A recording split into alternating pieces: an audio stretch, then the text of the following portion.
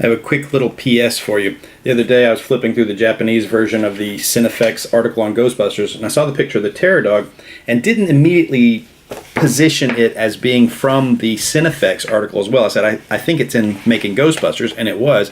It's also in the American version, though, inside the front cover, and I just didn't think about it being out of sequence like that. So overall, I've done a nice examination of the two Japanese and American versions of the Cinefx article on Ghostbusters.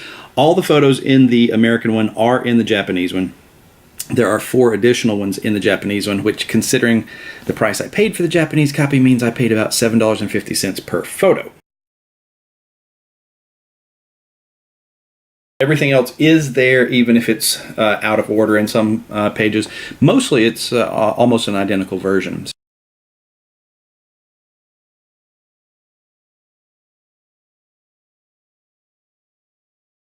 One more quick postscript. I kept seeing certain words in English pop out at me. ILM, EEG, those are special effects companies. And then down here, the words 3 eyes. It took me a little second to remember where that was in the American version because there's so much more text in between the pages with the photos in the Japanese version. There's like 2 full pages of text, so the text doesn't line up to where the photos are. So it's actually here on page 18 of the Cinefx American article. It's talking about how many more creatures they made for Return of the Jedi than Ghostbusters. Jedi was the year before, 1983. Ghostbusters, 84. We did produce many more different creatures for Jedi, some 20 or 30, while for Ghostbusters we produced only 5 or 6. But in Ghostbusters, each of ours was highly articulated and had multiple additions. I think that should be EDITIONS, but as a result, we actually made a total of 56 creatures. The onion head character, that Slimer, for instance, had a fully articulated smiling face, terrified face, and drinking face, each completely mechanized. On Jedi, only Admiral Akbar, Nyan Nun, and 3 Eyes, which wasn't even used, were fully articulated. Jabba and Yoda were done completely by the English crew. Now, as it happens, I do know a little bit of something about Return of the Jedi. So, the character that they're referring to as 3 Eyes, that's what he was called in the Creature Shop. From the action figure and the novelization and all these places, we knew him in the 80s as kids as Reese.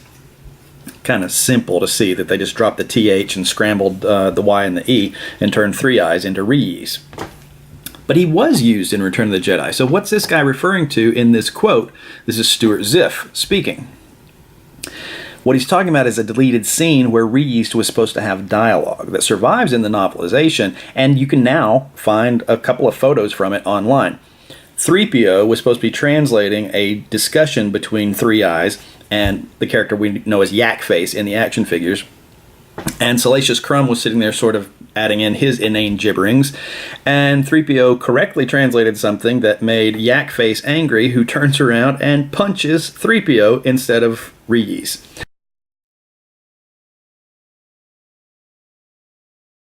So even though his ability to speak and do lip sync and dialogue was not featured in the finished film, the character, the puppet of 3 Eyes, was fully articulated and able to talk, just got cut for time.